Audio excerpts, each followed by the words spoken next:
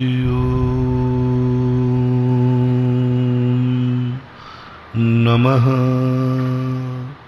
सिद्धेभ्यः।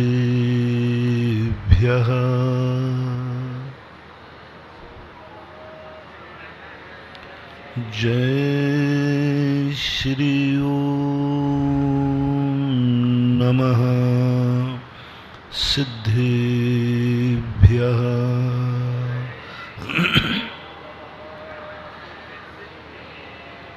सर्वमंगल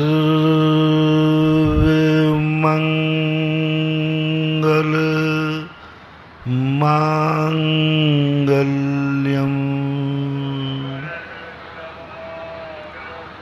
सर्वकल्याणकारकं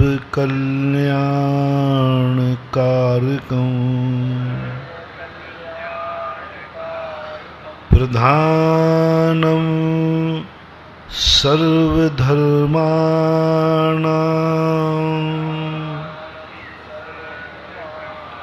जैनं जयतु शासनम् जैनं जयतु शासनम् जैनं जयतु शासनम्। पंच परमेष्टि भगवान की, आचार्य श्री गुरुवर कुंद कुंद महाराज की, आचार्य श्री गुरुवर विद्यासागर महाराज की।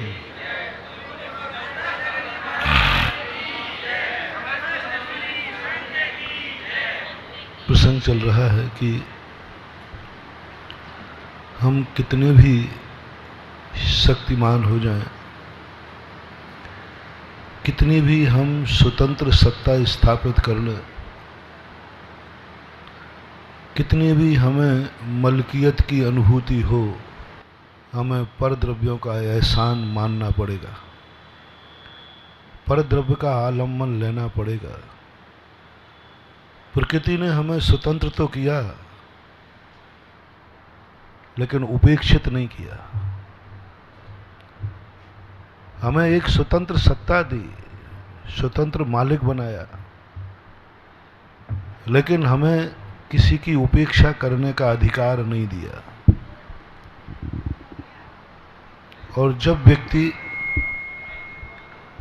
शक्तिमान होकर, धनवान होकर, किसी प्रकार के पुण्य के वैभव से परिपूर्ण होकर दूसरे की उपेक्षा करता है, उसी दिन से उसका डाउनफॉल चालू हो जाता है।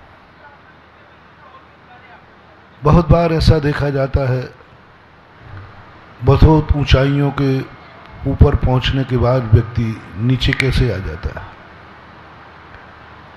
धन में भी बहुत ऊंचाई पर पहुंचने के बाद उसी जीवन में आ जाता है, नहीं तो एकाध जीवन में तो सैकड़ों उदाहरण भरे पड़े।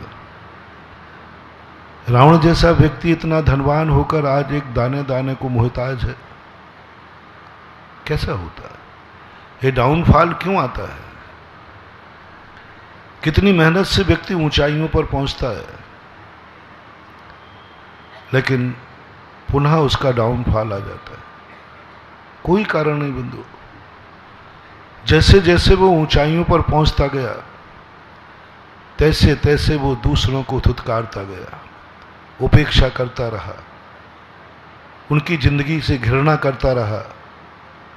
जब जब तुम कोई भी ऊंचाई पर पहुंचो, जैसे मान लीजिए धन का ले लेता हूं, धनवान बनते जाओ और तुम्हें किसी गरीब की उपेक्षा करने का भाव आवे, उसका तिरस्कार करने का भाव आवे, उससे घृणा हो, निश्चित समझना तुम्हारा दिवालिया होने का बीजारोपण हो गया। बढ़ रहे हो तुम, बढ़ रहे हो, लेकिन जो बढ़ने वाले लोग अपना परीक्षा करें, थर्मामीटर ले लें, दिवाली मनाने के पहले पहले तुम दिवालिया हो जाओगे, दिवाली मना ही नहीं पाओगे। दिवाली के लक्षण दिख रहे हैं, बहुत अच्छा विकास हो रहा है, बहुत बढ़िया प्रॉफिट हो रहा है, लेकिन तुरंत तुम्हें सावधान रहना है, कहीं मैं किसी गरीब की उपेक्षा तो नहीं कर रहा। कहीं मैं धनहीन से घृणा तो नहीं कर रहा हूं। यदि हो रही है तो महानुभाव निश्चित समझना, दिवाली के पहले पहले तुम दिवालिया हो जाओगे। पूज्यवर समंतभद्र महाराज ने सम्यक दृष्टि को चेताया कि तुम 100 ऊंचाइयां पा जाओगे, लेकिन बस मद मत करना। हमारे यहां 8 मद होते हैं। मद के लिए उन्होंने कहा सम्यक में मल पैदा करते हैं। पंडित जी साहब दौलत राम जी ने भी 6 ढाला में लिखा, सम्यक को मल ठानो। यानी जो 8 मद हैं ये सम्यक दर्शन में मल पैदा करते हैं। और समंतभद्र महाराज ने तो पूज्यवर ने स्पष्ट लिख दिया, मदवान को सम्यक दर्शन हो ही नहीं सकता। उन्होंने शर्त लगा दी, 3 मूर्ताएं और 8 मदों से रहित है तो ही सम्यक दर्शन है। सिद्धानाम परमार्थानाम माप्तागम तपोभृताम त्रिमूढ़ा पोडमष्टांगम सम्यक दर्शन आस्मयम। यानी मदों से रहित होना चाहिए, 3 मूर्ताओं से रहित होना चाहिए, 6 अनायतनों से रहित होना चाहिए। महादेव साध गुरु को प्राप्त कर लेना ही सम्यक दर्शन नहीं है। देव साध गुरु मिल जाने का नाम सम्यक दर्शन नहीं है। देव साध गुरु को मान लेना सम्यक दर्शन का नाम नहीं है। देव साध गुरु की पूजा करना, नमोस्तु करना, आहार देना, आशीर्वाद लेना, यही मात्र सम्यक दर्शन नहीं है। ये सम्यक दर्शन का एक पार्ट है, एक पार्ट कि सच्चा देव साध गुरु होना चाहिए। दूसरा पार्ट है ये नहीं होना चाहिए। सम्यक पूज्यवर समंतभद्र महाराज एक बहुत बड़े दार्शनिक थे। उनकी एक शैली से बहुत मैं फिदा हूं। उनके कथन करने की जो शैली है बहुत फिलॉसफी है ही थे, फिलॉसफर ही थे वो। ये शैली अध्यात्म में देखने को नहीं मिलती, ये शैली चरणान युग में देखने को नहीं मिलती, ये शैली प्रथमान युग में देखने को नहीं मिलती। कर्म सिद्धांत में तो ये शैली है ही नहीं। जो मात सबसे पहले समंतभद्र महाराज हुए, पहले आचार्य हुए, जिन्होंने विधि कथन के साथ साथ निषेध कथन भी किया। विधि कथन वाले बोले, अपने पूज्यवर कुंद भगवान विधि कथन करते हैं, और विधि कथन करने से व्यक्ति भ्रम में पड़ जाता है। विधि कथन करने से व्यक्ति स्वीकार कर लेता है, विधि कथन करने से व्यक्ति भ्रम में बहुत पड़ जाता है। कुंद भगवान की वाणी पढ़ने के बाद जितने लोग भ्रमित हुए, किसी अन्य की वाणी पढ़ करके नहीं हुए। सबसे ज्यादा आज दुनिया में भ्रम हुआ, एकांतवाद पनपा, दुनिया में जो अनर्थ हुआ वो कुंद के ग्रंथों को पढ़ करके भ्रमित हुए। कुंद भ्रमित नहीं थे। कुंद के ग्रंथ गलत नहीं है, कुंद भगवान की वाणी गलत नहीं, वो तो 100% सत्य थी, सत्य है, और सत्य ही कुंद भगवान की वाणी तो सर्वज्ञ की वाणी है। लेकिन उनकी वाणी का अभिप्राय नहीं समझ पाए लोग। कुंद भगवान की वाणी वह थी जैसे कि कोई PhD होल्डर को उपदेश दे रहे हैं। कुंद भगवान की वाणी उनकी थी जो अनेकांतमयी थे, स्याद्वादमयी थे। कुंद की वाणी उनकी थी जो 4 अनुयोगों के में से 3 अनुयोगों के ज्ञाता थे, जो द्रव्य क्षेत्र काल भव भाव सबको जानते, जो प्रमाण नए निक्षेप के ज्ञाता थे, जिन्होंने तीनों अनुयोगों को पूरा आत्मसात कर लिया, व्यवहार और निश्चय नए जिनके जीवन की पर्याय बन गए थे। उन PhD करने वालों के लिए कुंद बोल रहे थे। उनका ठीक है। यदि बहुत बड़े हमारे न्याय शास्त्र में आता है, जब विद्वान जन बैठे हो तो उन्हें उदाहरण देने की जरूरत नहीं होती। उदाहरण किनके लिए दिए जाते हैं? बाल बोध के लिए, राम समझाने के लिए। जो ज्ञाता बैठे उनको उदाहरण की जरूरत नहीं, उन्हें तो सीधा तत्व बताइए। विद्वानों की जब उपदेश होते हैं वो आपसी में परस्पर में तत्व चर्चा करते हैं, उदाहरण नहीं। नियम ही उदाहरण बाल बोध के लिए है। तो कुंद भगवान को उदाहरण देने की जरूरत ही नहीं थी, निषेध कथन की जरूरत नहीं थी। उन्होंने कह दिया बस ये रास्ता अपनाओ, बस चले जाते। कहीं पढ़ा था मैंने एक बार, ग्रंथ का प्रमाण तो मेरे पास नहीं है, कि बताते हैं कि 23 तीर्थंकरों के काल में सामायिक का उपदेश होता था। पहले तीर्थंकर के लोग भोले थे, सीधे थे, इसलिए उनको प्रतिक्रमण छेदोपस्थापना का उपदेश दिया गया। महावीर स्वामी के शिष्य जो हैं मंद बुद्धि नहीं है, वक्र बुद्धि है, तो इनको छेदोपस्थापना का उपदेश दिया गया। लेकिन 23 तीर्थंकरों के काल के लिए कहा जाता है कि उस समय के लोग इतने भद्र थे, उनसे कह दिया सामायिक करो, बस सामायिक बैठ जाता। ये नहीं करना, ये नहीं करना, ये नहीं करना, ये नहीं करना, ये नहीं करना, ये कहने की जरूरत ही एक बात बता दी, सामायिक करना। इसका अर्थ वो अपने आप लगा लेते थे कि सामायिक के अलावा जो है वो मुझे करना, कहने की जरूरत नहीं है, मात्र इतना कह दिया सामायिक करो, बस बैठ गए सब। 2 प्रकार के बालक होते हैं। एक बालक से माँ ने कहा, वो सो रहा था, सोते कहा बेटा नाश्ता कर दे। वो सीधा बिस्तर से उठता हुआ आंख बंद मलते हुए आया, मम्मी नाश्ता दो। मम्मी कहता बावला कहीं का, पहले मुंह धो के आ। बोले कहा तो नहीं था तूने मुंह देके, तूने तो क्या कहा था, तो मैं नाश्ता करने आ गया, तूने कहाँ कहा था कि मुंह धो ले, तो कहने की जरूरत थी क्या, अब जा मुंह धो ले। मुंह धो के आगे बैठ गया। बोले उठ यहां से, मुंह धो के आ गया। मंदिर गया कि नहीं, बच्चा कहता माँ इतनी पागल है, जो कहते हूं मैं वही कर रहा हूं तो भी डांट रही है। इसने कहा मुंह धो के आ जा, मैं मुंह धो के आ गया। ये तो कही नहीं था मंदिर, और अब कह रही है मंदिर क्यों नहीं गया। अरे तूने कहा ही नहीं तो मंदिर जाऊं कैसे, जा मंदिर करके आ। मंदिर करके आ गया। मुझे नाश्ता दो, पहले पाटा लगा, तूने कहा तो नहीं कि पाटा पाटा लगा। वो बच्चा परेशान है बेचारा कि माँ जो कह रही है वो मैं कर रहा हूं, फिर भी मैं करने बैठता हूं तो एक नई बात कह देते। ये बालक कहलाता है अज्ञानी, भोला, सीधा सादा, मूसर चंद। सीधा सादा बेचारा क्या करे, जितना कहा उतना करता है, आगे की उसकी कल्पना ही नहीं। दूसरे बालक से कहा बेटा उठो नाश्ता तैयार है। मां नाश्ते को बुला रही है, वो बाथरूम में जा रहा है फ्रेश होने।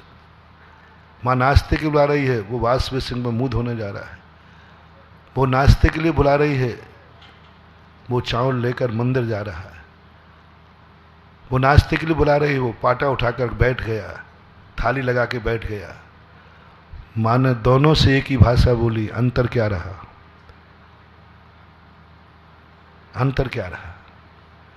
पहले से भी वही बोला नाश्ता कर ले, उसको डांट पड़ी, और दूसरे से भी बोला नाश्ता कर ले, तो वो समझ गया कि नाश्ता करने का अर्थ है इसके पहले इतने कार्य उसमें गर्भित हैं, अलग से कहने की जरूरत नहीं।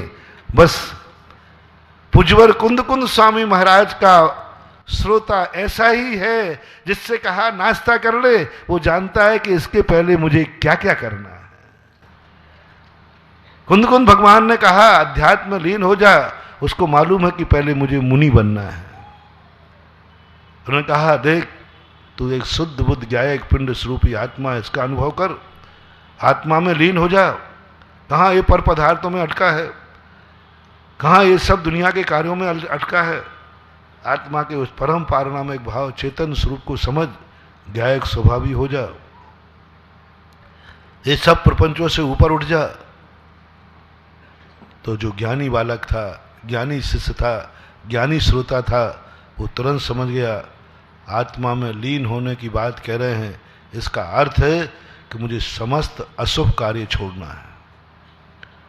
समस्त पहले अशुभ कार्य छोड़ना है, पापों से निवृत्ति लेना है, संबंध मोह माया जाल छोड़ना है, पर पदार्थों का संबंध तोड़ना है, और हमें मुनि व्रत धारण करना है। कुंद कुंद भगवान कहीं नहीं कहते मुनि बनो, मुनि को ऐसी अनुभूति होती है। समय सार के अंदर मुनि की चर्चा है, लेकिन मुनि बनने का उपदेश नहीं है। गजब की बात, मैंने पूज्यवर को पकड़ा। प्रवचन सार में तो है, समय सार के अंदर मुनि की चर्चा है, लेकिन मुनि बनाने की कोई उपदेश ही नहीं है। एक बार भी नहीं कहा कि तुम मुनि बनो, एक बार भी मुनि का बनने का उपदेश नहीं दिया, मुनि की चर्या नहीं बताई, लेकिन मुनि का स्वरूप कैसा होना चाहिए ये बताया। मुनि बनने की प्रेरणा दी ही नहीं। मुनि बनने की प्रेरणा नहीं देना बता रहा है कि वे उपदेश उसको दे रहे हैं जो मुनि बन चुका है। कहने की जरूरत ही नहीं। जहां जहां निश्चय की बात आए, पूज्यवर जयसेन स्वामी ने यह भाव पकड़ा कुंद कुंद भगवान का। अमृतचंद सूरी महाराज वो नहीं पकड़ पाए। कोई जरूरी नहीं कि बड़े आदमियों की बात कोई पकड़ ले, किसी को पकड़ में आ जाती, कई बार छोटे को पकड़ में आ जाती, कोई नहीं पकड़। 1000 वर्ष तक कुंद कुंद भगवान की बात को नहीं समझ पाए लोग। कुंद कुंद भगवान ने कहा है ना नाश्ता कर लो, माँ ने कहा ना दुर्व्यान योग ने नाश्ता कर लो, पहुंच गया नास्तिक। यही तो कहा है। कहां कहा उन्होंने कि मुनि बनो? बहुत सारे लोग कहते हैं मुनि बनने की बात कहां कही है? यहां पर मुनि पना मोक्ष मार्ग है, ये कहां लिखा है? तत्वार्थ सूत्र में आया सम्यक दर्शन ज्ञान चारित्राणी मोक्ष मार्ग। मुनि तो नहीं कहा है। इसलिए रत्नत्रय तो कई लोग चौथे गुण स्थान में मानने लगे, रत्नत्रय कई लोग ग्रस्त में मानने लगे। उन्हें अनंतानुबंधी जाने से कुछ तो चारित्र प्रकट हुआ, सम्यक ज्ञान समय रत्नत्रय मान लिया। हाँ, मुनि की चर्चा ही नहीं पूरे तत्वार्थ सूत्र में। सम्यक दर्शन के लिए मोक्ष मार्ग जो कहा, मुनि धर्म को नहीं कहा। ये तो चारित्र के भेद हैं, मोक्ष मार्ग के नहीं। यानी मोक्ष मार्ग तो रत्नत्रय रूप है। लोग समझ नहीं पाए, वे नहीं समझ पा रहे हैं कि जब कुंद मूल पूज्यवर उमा स्वामी महाराज रत्नत्रय का उपदेश दे रहे हैं, इसका अर्थ है कि उसे रत्नत्रय पाने को मुनि बनना ही पड़ेगा। उन्होंने तो ये पकड़ लिया, मुनि बनने का कहा ही नहीं इन्होंने। और कुंद कुंद भगवान ने समय सार में मुनि की चर्चा ही नहीं की। वह कैसा मुनि, क्या स्वरूप, क्या विधि, आदेश उपदेश भी नहीं है। मुनि बनो ऐसा एक भी बार समय सार में कहीं भी नहीं लिखा। मैंने बहुत गौर से पढ़ा। वृत्ति बनो ऐसा समय सार में कहीं नहीं लिखा। चारित्र अंगीकार करो ऐसा समय सार में कहीं नहीं लिखा। बस मुनि का स्वरूप क्या है, जो रत्नत्रय में स्थित हैं, वो स्व समय है। रत्नत्रय तुम धारण करो ऐसा उपदेश नहीं है। जो रत्नत्रय में स्थित है वह समय सार है, स्व समय है। ऐसी समय सार की चर्चा है। तो इससे सिद्ध होता है कुंद कुंद भगवान का श्रोता, कुंद कुंद भगवान का चेला इतना समझदार है कि कुंद कुंद भगवान की वाणी रूपी मां कह रही बेटा आत्मा में लीन हो जा, तो वो समझ जाता है मुझे मुनि बनना पड़ेगा तभी।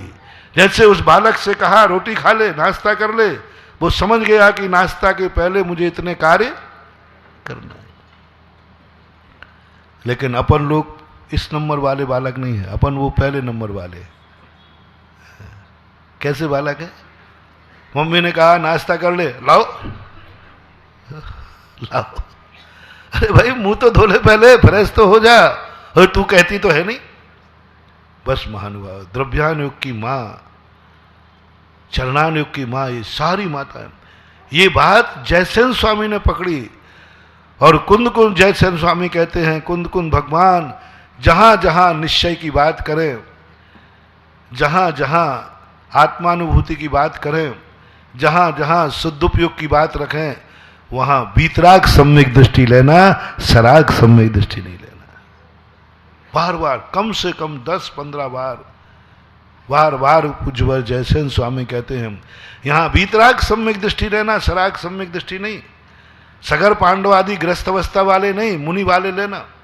जयसेन पकड़ लिया बात। अरे कुंद कुंद भगवान का तो श्रोता बहुत गजब का है, लेकिन सारी दुनिया पहले नंबर की बालक थी और मां की आवाज सुनी, इसलिए उनको फटकार लगती है। मां फटकारती, उठ जा पहले, मुंह धो के आ। आज जो गृहस्थ ने अभी 5 पापों में से एक पाप का त्याग नहीं किया, गृहस्थी का त्याग नहीं किया, मोह ममता का त्याग नहीं किया, भाई आत्मा आत्मा चिल्लाते हैं, उनकी आज हंसी उड़ती है, मजाक उड़ती है, स्टेज पर बैठकर कहते हैं कोई उनकी बात मानता नहीं है। आजकल पंडित लोग कितनी बातें करते हैं, कोई नहीं मानता, बोले पंडा है। पंडित वैद्य मसालची इनकी उल्टी रीत, और अनखों तो गैल बतावे आप नाक जाए भींट। है पंडित वैद्य और मसालची।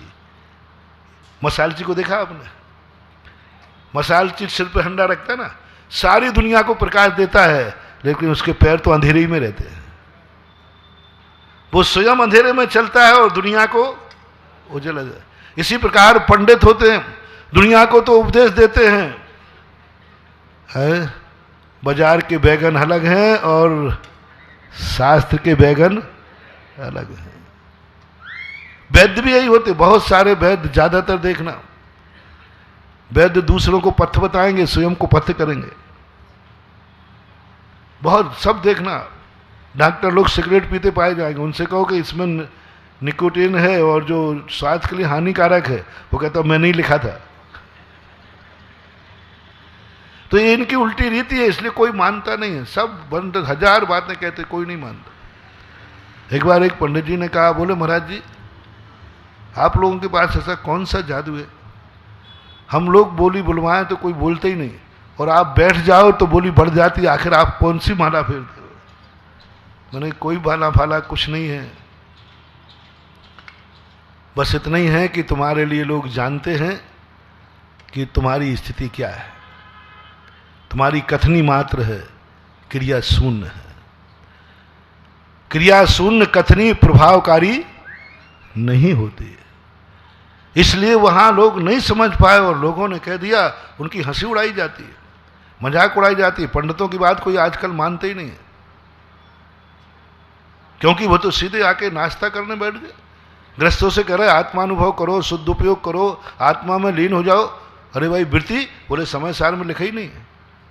मैं तो समय सार ग्रंथ पढ़ाता हूं, उसमें कहीं मुनि बनने को नहीं लिखा, इसलिए मैं मुनि बनने की नहीं कहूंगा। उसमें तो लिखा है आत्मानुभव करो, मैं कहता हूं। अब उन मूर्खों को ये पता नहीं है कि माँ की इतनी भाषा होती है, माँ इतना जानती है कि मेरा बेटा इतना ज्ञानी है, नाश्ता की कहूँगा तो वह जरूर फ्रेश होकर के ही आएगा। उन्हें क्या मालूम माँ को कि मेरा बालक इतना मूर्खानंद है कि वो सीधी सीधी समझता है? और कई बालक तो सीधी सीधी भी नहीं समझते, दुर्योधन के समान हैं। बीच में कोई भड़का दे तो भड़क जाते। बहुत सारे लोग समर्पित होकर के भी समर्पण का आनंद नहीं ले पाते, भड़क जाते, कोई भड़का देता है। जिस पत्तल में खाते उसी में छेद करने लग जाते हैं कई लोग। जिस माँ से पलते हैं, जो माँ हमें अमर बनाती है, उसी की आज्ञा का उल्लंघन करने का भाव हो जाता है, दूसरे के भड़काने पर, दूसरे के कहने पर। स्वयं का उनका कोई निर्णय नहीं होता, स्वयं का कोई निर्णय नहीं होता, स्वयं के पास कोई थर्मामीटर नहीं होता। जिसे अपनी भाषा में बोलते हैं कान के कच्चे। कान का कच्चे का कोई भरोसा नहीं। आज वो तुम्हारे साथ है, कोई दूसरा भड़का दे तो तुम्हारा दुश्मन है। एक दो दोस्त थे, बीरबल की कहानियों में आता है, दोनों दोस्त जो बैठे थे, तो अनन्य दोस्त थे, अनन्य थे। तो एक बार चर्चा चली इन दोनों दोस्तों में फूट कैसे डाली जाए। तो बीरबल उन दोनों की जानते थे, इनमें एक कान का कच्चा है। तो बीरबल ने कहा राजा साहब सभा में बुलवाओ, इसमें ऐसी तकरार कराऊंगा कि जिंदगी में कभी बोलेंगे नहीं।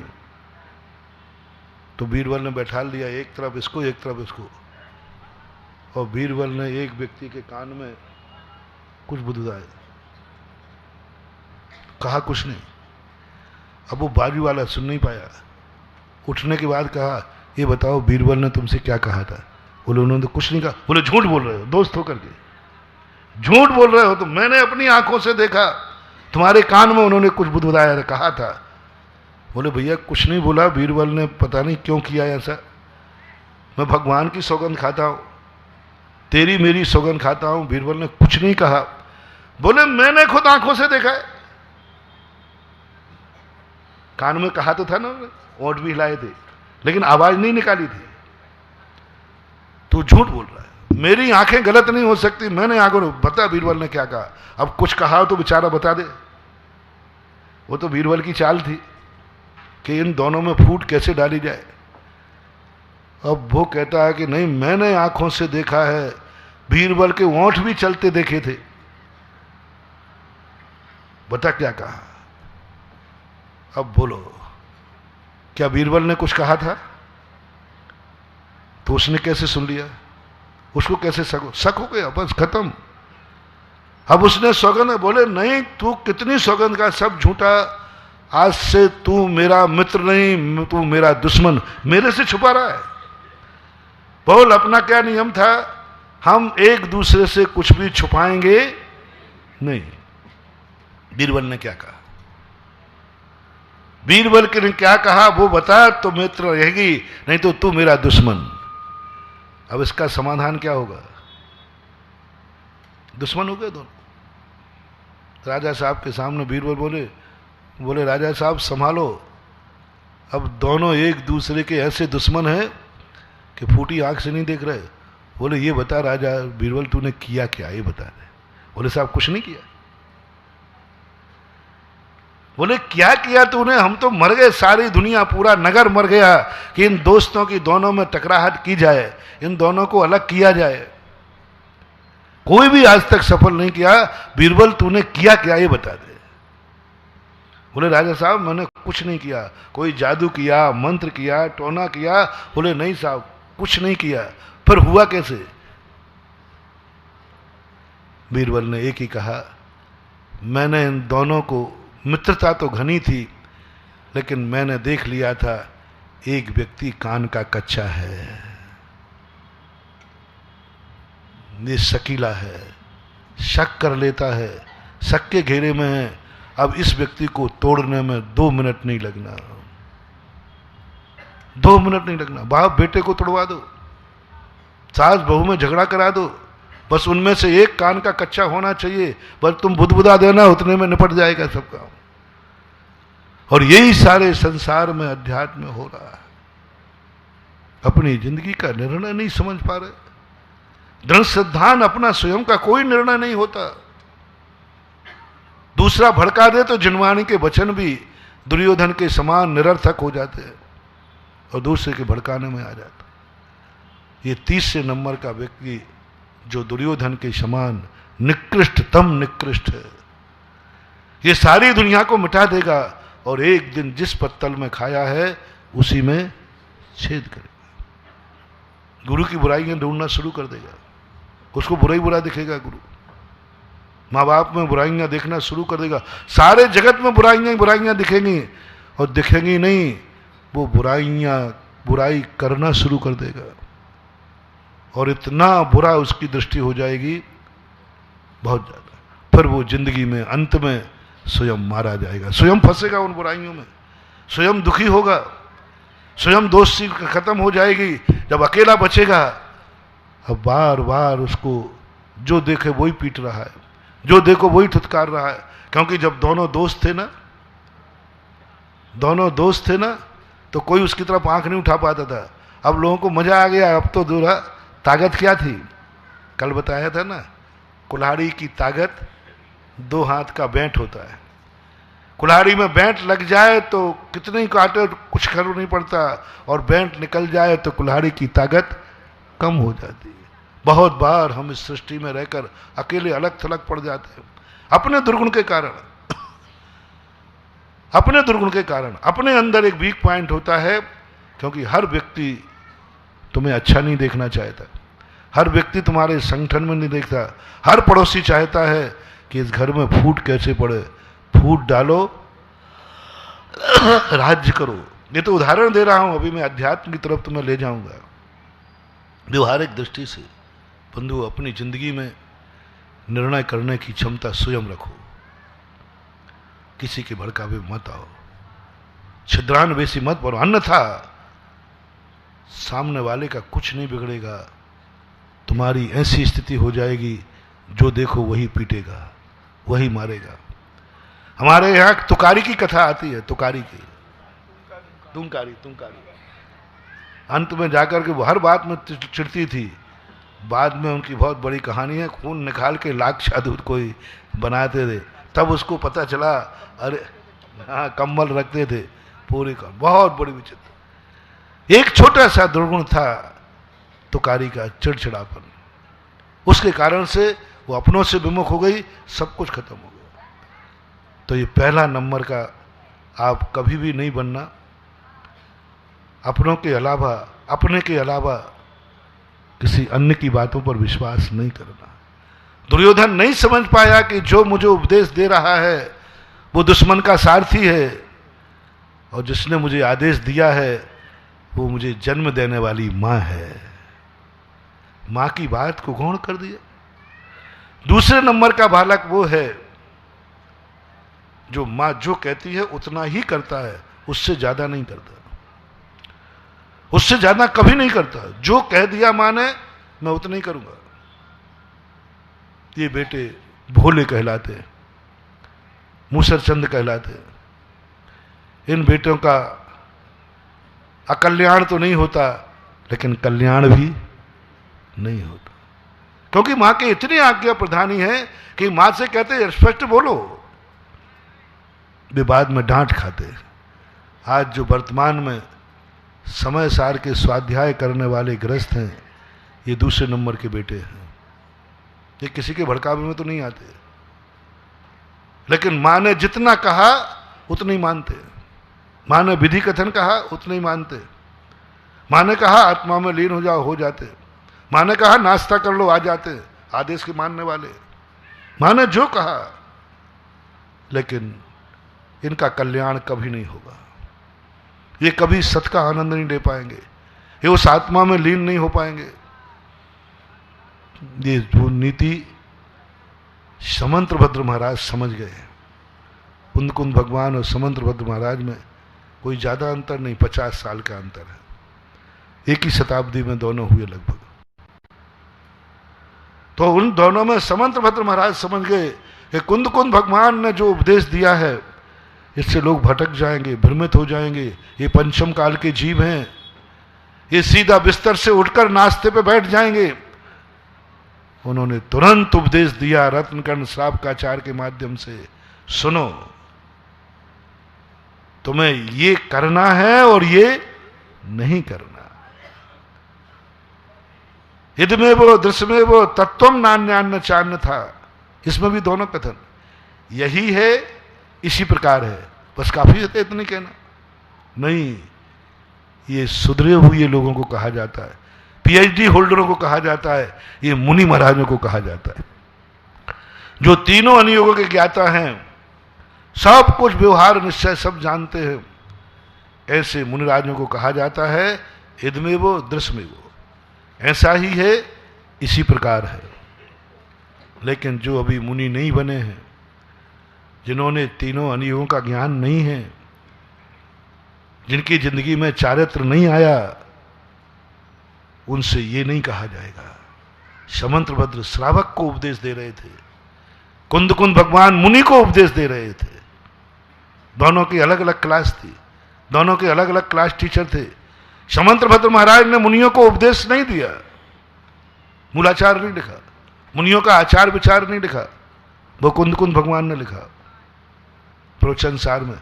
सबसे पहले दुनिया में मुनियों के ऊपर किसी ने आचार मुनि विधि लिखी तो प्रवचन सार में पूज्यवर कुंद, उसके पहले कहीं मूलाचार नहीं था। भटकेर आचार्य मानते हैं तो उनके संबंध में कुंद का ही नाम आता है। कुंद भगवान के बाद के ही माने जाते हैं, समकालीन मान लो 10-20 साल का अंतर। सबसे पहले संबंध, और समंत्रभद्र महाराज ने कहा कुंद भगवान तो मुनि धर्म के क्लास टीचर है, उन्होंने तो मुनियों का उपदेश दिया, और मुनियों के लिए उदाहरण देने की जरूरत निषेध कथन की जरूरत नहीं, क्योंकि मुनि महाराज वो साम्य दृष्टि वाले होते हैं कि उनको टेक टू ऑर्डर, बस तुम्हें कुछ नहीं करना, नीचे देखना है, बस खत्म। क्या क्या नहीं देखना ये कहने की जरूरत ही नहीं। ये मत देखना, ये मत देखना, ये मत देखना, ये मत देखना, ये मुनि महाराज से नहीं कहना, तुम नीचे देख के चलो। सब गर्भित हो गया, सब गर्भित हो गया, जमन लिया उन्होंने। इसलिए कुंद कुंद भगवान ने श्रावकों का उपदेश दिया ही नहीं। समंतभद्र महाराज घबरा गए कि यही उपदेश यदि श्रावक ने सुन लिया, यही उपदेश यदि श्रावक ने पढ़ लिया तो अनर्थ हो जाएगा इनका, क्योंकि ये सीधे जाके नाश्ते पे बैठ जाएंगे। मां की आवाज, आज्ञाकारी है श्रावक भी, और अनर्थ हो जाएगा। नाश्ता खाने के बाद बीमार हो जाएंगे, नाश्ता खाने के बाद इनका अनर्थ हो जाएगा। तुरंत उन्होंने श्रावकाचार, श्रावक का उपदेश, श्रावक के पहले आचार्य, उसके पहले कुंद कुंद भगवान ने अष्टपावड़ में थोड़ा संकेत दिया है, लेकिन विधिवत जो कथन किया पूज्यवर समंतभद्र महाराज ने, और जब श्रावक को कथन करने आए तो विधि कथन ही नहीं किया, निषेध कथन। इदमेव दृश्यमेव तत्वम नान्यान चान्य था, यह इसी प्रकार है, यही है, आगे अन्न नहीं है, अन्न प्रकार भी नहीं है। ये कहलाता है श्रावक का कथन, बालबोध का कथन। अज्ञानी को, क्योंकि अज्ञानी नहीं समझ पाएगा कि इसके पीछे हमें और क्या क्या करना है, वो बालक नहीं समझ पाए। मुनि समझ लेगा कि मुझे कहा जा रहा है कि आत्मा में लीन हो जाओ, इसका अर्थ समस्त प्रवृत्तियां छोड़कर मुझे निवृत्ति मार्ग अपना है, शुभोपयोग अशुभयोग छोड़ करके मुझे शुद्धोपयोग अपनाना है, मुझे समस्त प्रकार के राग द्वेष आदि भाव छोड़कर वीतराग दशा अपनाना है। कहने की जरूरत ही नहीं है, क्योंकि वो बालक नाश्ते के कहते ही कहाँ चला गया था, बाथरूम नहाने, मुंह धोने, मंदिर चला गया, चौकी पाटा लगा के बैठ गया, और मां ने कुछ भी नहीं कहा था। लेकिन आप लोगों के जीवन में बहुत बड़ी मनोपूरा, ऐसे लोग मैंने जैनी देखे मिथ्या दृष्टि, जो सच्चे देव साध गुरु को मानते, अभिषेक पूजन करते, बिना भगवान के अभिषेक पूजन किए बिना पानी भी नहीं पीते, कट्टर मुनि भक्त हैं नमोकार मंत्र पे, लेकिन कुरगुरु कुदेव कुशास्त्र का त्याग नहीं है। इधर भगवान के पास सवेरे आएंगे और शाम को वो किसी रागी देशी के यहां अगरबत्ती लगाते मिलेंगे। इधर पूजा पाठ भी कर रहा है, मुनि भक्त भी हैं, मुनियों को मान रहे हैं बहुत अच्छी तरह। ऐसे ऐसे नियम, कठोर नियम है, पानी नहीं पीते।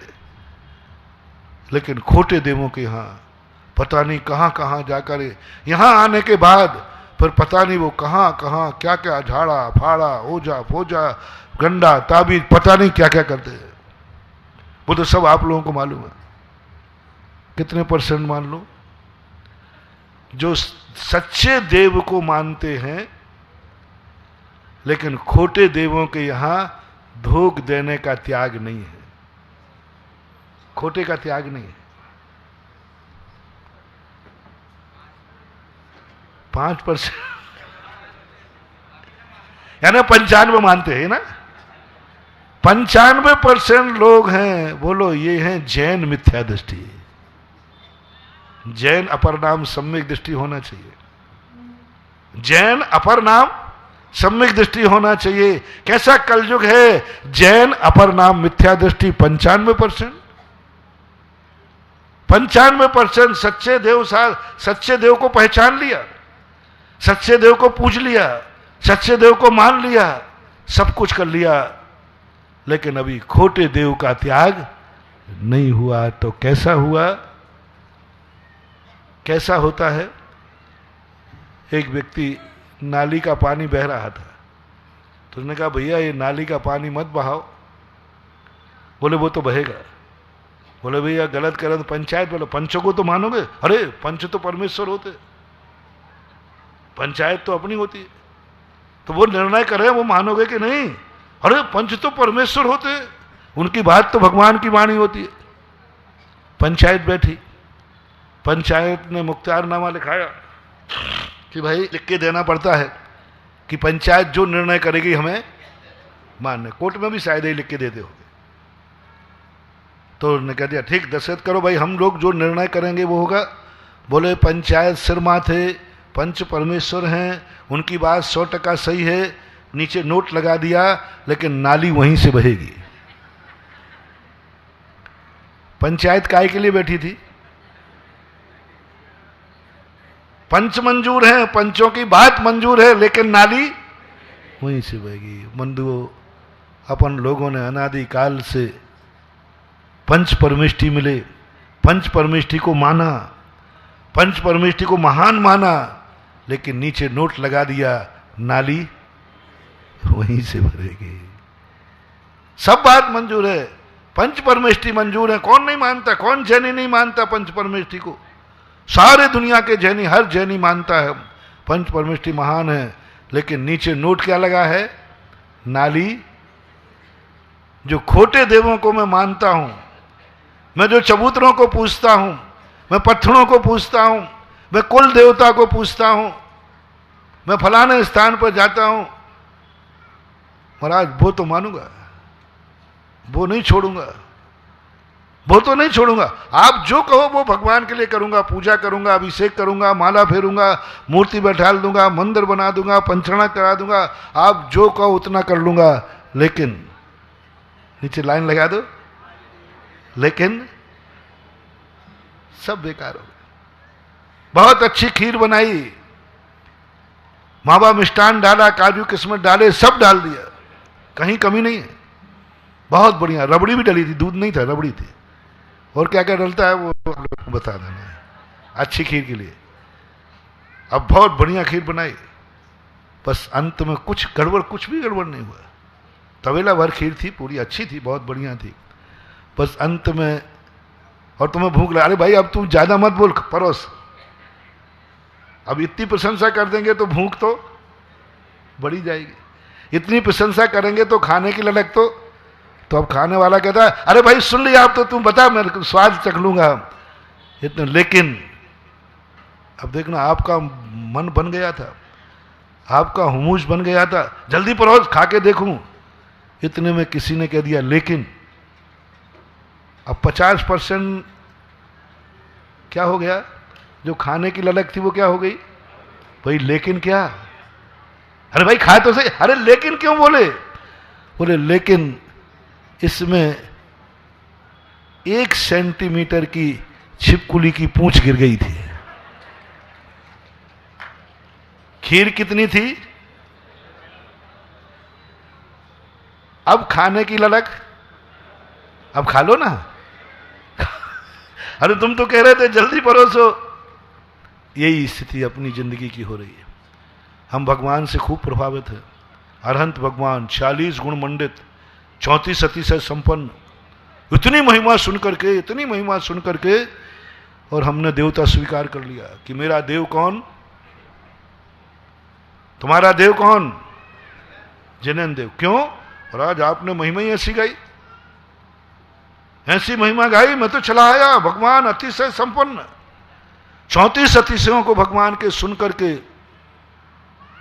यदि अच्छी तरह कोई बयान कर दे भगवान के 34 अतिशय, मैं कहता हूं संसार का हर व्यक्ति जिनेन्द्र देव को मानने लग जाएगा।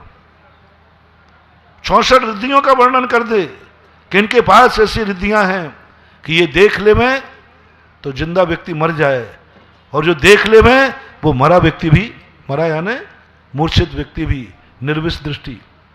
इनका पसीना औषधि है, इनका थूक देवे तो 12 योजन तक की बीमारी दूर हो जाए। थूक देवे तो 12 योजन की छिवेल औषधि,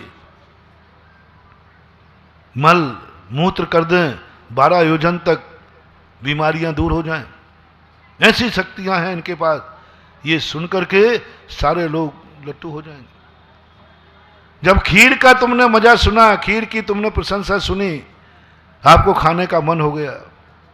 आप भी ऐसे ही प्रभावित हुए, अरहंत भगवान की महिमा सुन ली, उनकी बहुत वैभव सुन लिया, अतिशय सुन लिया। बहुत सुना था कि हमारे भगवान ऐसे हैं, लेकिन आप सही पते पे आए, आपके खीर खाने की सही रुचि है, आप बिल्कुल सही आ रहे हैं। लेकिन जब आपको देखा तो आपके अंदर एक छिपकली की पूंछ पड़ी है कि खोटे देव शास्त्र गुरु को नहीं छोड़ पा रहे हो, खोटे को नहीं छोड़ पा रहे हो, आप चोखा तो ग्रहण कर रहे हो। माँ ने कहा बेटे से, बेटा, माँ ने कहा माँ मुझे लड्डू चाहिए, तो माँ ने कहा इसको लड्डू की इच्छा है, आज मैं इससे सब छुड़ा लूंगी। तो माँ ने भी कहा लड्डू दूंगी तुझे, पहले खटाई फेंक। बच्चा कहता मर गए। अब माँ को धोखा तो दुनिया दे देता है, क्योंकि जिनवाणी आगम मित्रवत होता है। आगम को और माँ मित्रवत होते हैं, मित्र ज्यादा नहीं कहता, गुरु आदेशवत होते हैं, शत्रुवत होते हैं। माँ मैंने मिठाई फेंक दी, खटाई फेंक दी। अब माँ तो बेचारी सीधी सादी, कह रहा है खटाई फेंक दी, हाँ देख माँ मेरे पास खटाई नहीं, मैंने फेंक दी। अब माँ ने बेचारी ने सीधे से लड्डू दे दिया, और लड्डू कहता है माँ बदमाश बालक है कि अच्छा बालक? जल्दी बोलो, जोर से बोलो, तुम कौन हो? विचार कर लो। तो मंदिर आ गया, नियम ले लिया कि बिना अभिषेक पूजन के भोजन नहीं करूंगा। देख अब खोटे देव को मत मानना। बोले मां नहीं मानूंगा। अब बेचारी सीधी सीधी मां आशीर्वाद दे दिया। और तुम तो यहां से जाने के बाद फिर कहां गए हैं? कौआ वेद पढ़ाए के पढ़ गो चारों वेद, और जब सुध आई जात की तो रहो ढेड़ को ढेड़। बीतरागी भगवान पाकर, जिनेन्द्र देव पाकर के कहां भटक जाते हो, कहां खोजने लग जाते हो?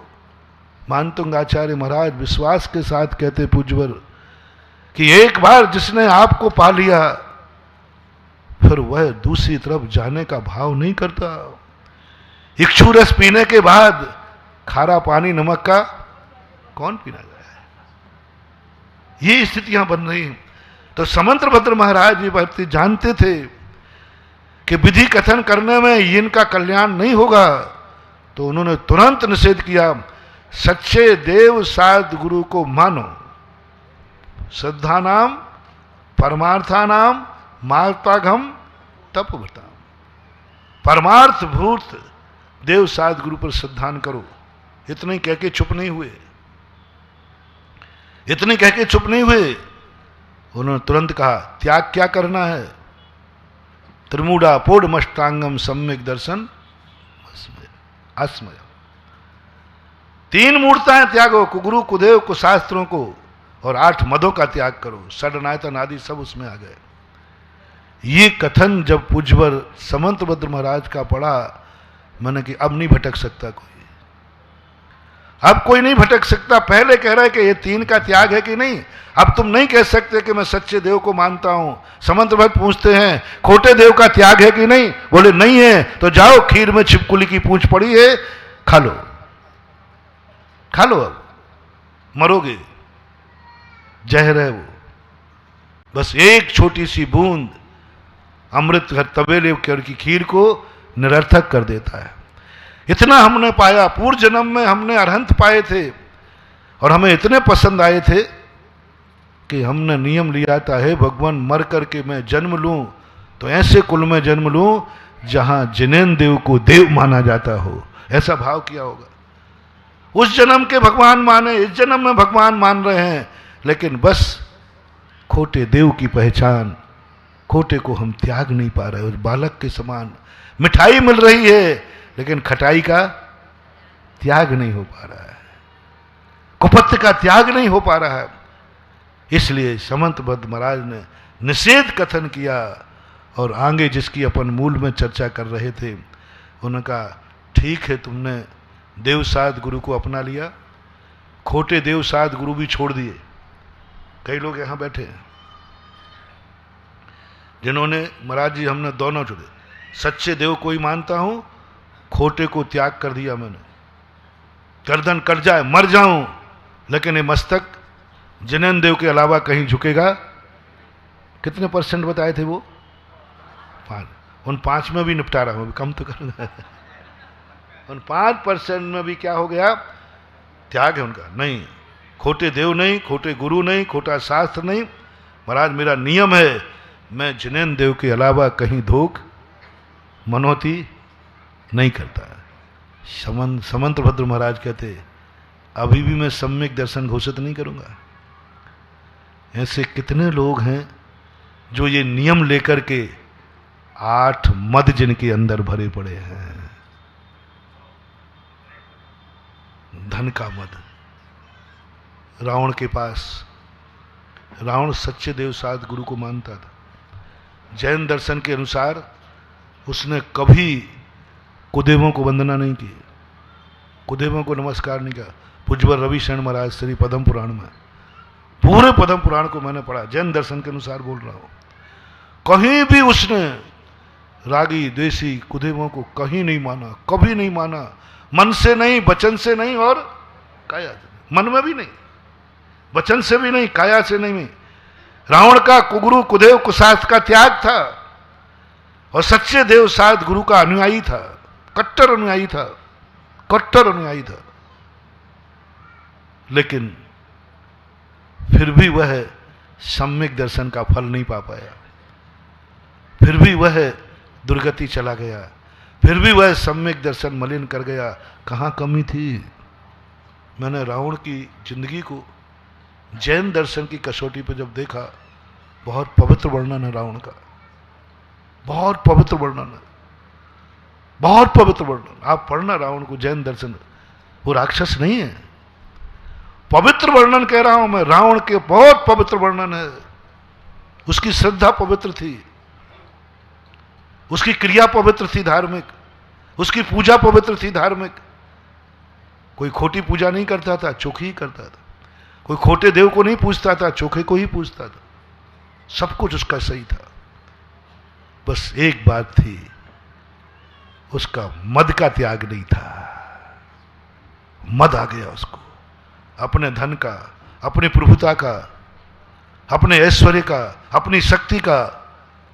जैनागम में लिखा, जो मैंने बारीकी से रावण का जिंदगी को सोचा, पूरा पढ़ता गया, सब पढ़ता गया। अंत में जब मदों की बात आई तो सारे मद पूज्यवर रविशरण महाराज ने रावण पे घटा दिए। उस मद के कारण से धन का मद आ गया, किसी को गिनता ही नहीं था। बल का मद इतना था, किसी को गिनता ही नहीं, सबको मच्छर मानता था। रूप का मद इतना था कि महाराज को भी धोखा दे दिया। उसको अपने रूप का मत था, ताकत का मत था, वैभव का मत था। महाराज ने कहा कोई नियम ले ले, तो नियम ले लिया। जो स्त्री मुझे नहीं चाहेगी उसको मैं हठात ग्रहण नहीं करूंगा, क्योंकि उसको अहंकार क्या था? उसको अहंकार क्या था? ऐसा हो ही नहीं सकता, मैं संसार का सबसे बड़ा सुंदर, शक्तिमान, धनवान। और स्त्रियां 3 चीजें देखती है, रूप, धन और बल। बुरा मत मानना, जो मैं नीतियों में पढ़ता हूं जो कह रहा हूं, नहीं तो बुरा बुरा मान जाओ। सामान और उत्कृष्ट स्त्रियां नहीं कह रहा हूं मैं, सीता जैसी पवित्र नहीं। धन, बल और रूप, ये 3 चीजें सामान्यता स्त्रियों की चॉइस होती है। स्त्री अपना साथी 90%, 10% का तो छोड़ो, वो तो गुणों को देखती हैं, आचरण को देखती हैं, आचार विचार को देखती हैं। वो रूप, रंग, बल आदि को नहीं देखती। वो मैना सुंदरी जैसा, वे रूप रंग को नहीं देखती, वो देखते हैं आचार विचारों को। बहुत सारी नारियां से कहते मुझे रंग से मतलब नहीं, मुझे शक्ति से मतलब नहीं, मुझे धन से मतलब नहीं, मुझे मतलब है आचार और विचार से। मेरा साथी आचार विचार से शुद्ध होना चाहिए। आचरण से शुद्ध है, वो कैसा भी है मुझे स्वीकार है। काला है, कोड़ी है, लूला है, लंगड़ा है, कैसा भी है, लेकिन आचरण 100% का है। 5-10% महिलाएं स्वीकार करेंगी, 90% नहीं करेंगी। आचरण, आजकल तो सीधा कह देते, एक लड़के की शादी नहीं हो रही, बोले भाई क्यों महाराज जी? वो आपकी बदौलत। मैंने क्यों? वो आपने रात्रि भोजन छुड़ा दिया ना। गजब हो। मैंने कि भैया अपराध हो गया। मैंने तो इसलिए छुड़ाया ताकि कोई मिलेगी सती सावित्री। बोले जो आता है वो रिजेक्ट कर देता है, सब पास कर देता है। और जब रात्रि भोजन की बात आती है तो बोले ऐसा भोंदू चंद हमें नहीं चाहिए। आप बच्चियों की बात कर रहा हूं। इन बच्चियों ने रात्रि भोजन त्यागी लड़के को सब तरफ से ठीक है, मात्र एक दुर्गुण बता दिया कि तुम रात में नहीं खाते। दुर्गुण बता दिया, आलू प्याज नहीं खाते।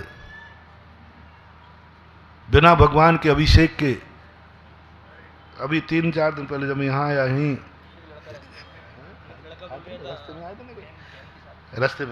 रास्ते में आया, बोले महाराज जी मेरी सारी जितनी शादियां होती हैं पक्की हो जाती, बाद में कैंसिल हो जाती है। बोले शाम को क्या हो जाता है? बोले लड़की को ये पता चल जाए कि बिना अभिषेक पूजन के भोजन नहीं करता तो वो कह देती है मुझे पसंद नहीं है। अब मैं घबरा गया। अब बताओ आज के छोकरों को नियम दूं तो वे कुंवारे रह जाएंगे। और मैं तो नियम किस लिए देता हूं कि भाई तुम्हारी गृहस्थी अच्छी चले, सकुशल चले। ऐसा हो रहा है कि नहीं? आप तो अनुभव में ला रहे हैं कैसा कलयुग आ गया। आज की कन्या यदि आचरणवान सुशील लड़का है तो वे पसंद नहीं करती है। रात में खावे और बोतल और पीता हो, हाँ अरे फिर तो टनाटन, फिर तो चलेगा। बोतल पीता है ना, मौज मस्ती वाला हीरो हो, हाँ कर लो शादी। बीच में जब वो डाइवर्स लेगा तब पता नानी याद आएगी। बीच में जब वो तुम्हारे पास नहीं दूसरे के पास जाएगा तब याद आएगी। बीच में घर में रात में नहीं आएगा, बोतल पी के नाली में पड़ेगा तब याद आएगी। 90% बाद में पछताते। और ये इन्हीं की बात नहीं, तुम्हारी भी थोड़ी खबर ले लूं। हाँ हमारे भगत तो सभी है। आज लड़के लोग बच्ची को कहने में शर्म आ रही है। लड़के के माता पिता लड़की को इसलिए रिजेक्ट कर देते हैं कि रात में नहीं खाती, ये आलू प्याज नहीं खाती, ये बाजार में नहीं खाती, ये भक्तांबर पढ़ के भोजन करती है, ये मंदिर जाके भोजन करती है। ऐसे लड़के नहीं, लड़के के बाप कैंसिल करते हैं, ऐसी बहू मुझे नहीं चाहिए। यदि गलत बोल रहे हो तो बोलो। ऐसा हो रहा है दुनिया में कि नहीं? किसने कैंसिल किया? लड़के के मां ने, और उसमें भी मां ने। मेरे पास ऐसे केस भी हैं जो लड़के की मां ने कहा कि मुझे ऐसी बहू नहीं चाहिए जो रात में नहीं खाती है। ओहो, मैं तो स्तब्ध रह गया। मैंने कि इस कलयुग में सही शास्त्रों में इसकी निंदा की। घर की सासू मां लड़के की मां कह रही है मुझे बहू नहीं चाहिए जो रात्रि भोजन करे, नहीं करे, आलू प्याज नहीं खावे, मंदिर नहीं खावे, जावे मंदिर जाकर भोजन करे। ये नियम आज की सासू की। बंधु, फिर मैं ज्यादा गुस्सा तो इसलिए नहीं आ रहा है कि ऐसी घटनाएं घटती आई, पहले भी घटी। एक वो कमल श्री का आया था ना, ऐसे लड़के लड़कियां कभी ऐसी बहू आ भी जाए। एक हमारे यहाँ कमल श्री का आती है घटना। कमल श्री एक कन्या थी, उसने रात्रि भोजन त्याग कर दिया और उसकी सासू और लड़का सब रात्रि भोजन करने वाले थे। लड़की पसंद आ गई, धनवान की लड़की थी, राजपुत्री थी, तो लोभ में आ गई, नहीं पुत्री तो यही लेना। तो वो तो रात में नहीं खाती है। उसने कहा बहू बनने दो, मैं निपटा लूंगी। बहू बनने दो, मैं कितने दिन नहीं खाएगी। और जैसे यहाँ आई, सासू ने प्रेस्टेज बना ली, रात में खाना पड़ेगा। बोले साहब मेरा नियम है। बोले यहाँ माँ की नहीं चलेगी, सासू की चलेगी। माँ की गोदी में मनमानी कर ली, सासू की गोदी है, रात में खा नहीं तो भोजन नहीं मिलेगा। भोजन को पाबंद कर दिया। दिन में भोजन नहीं, रात में ही खाना पड़ेगा। कन्या कहती है कि मैंने गुरु से नियम लिया था, मैं रात में नहीं खाऊंगा। सासू ने कहा 2 दिन नहीं खाएगी, 3 दिन नहीं खाएगी, अंत में अपने आप खाएगी। 8 दिन हो गए, भूखी रह गई, रात में नहीं खाया, पानी भी नहीं पिया। सासू ने कहा, उसके लड़के ने, ससुर ने कहा मर जाएगी, हत्या का दोष लगेगा, जेल जाएगी। वो घबरा गई। उसने कहा इसको खाने को तो दे दो दिन में, लेकिन ये बहू मेरे घर में नहीं रहेगी।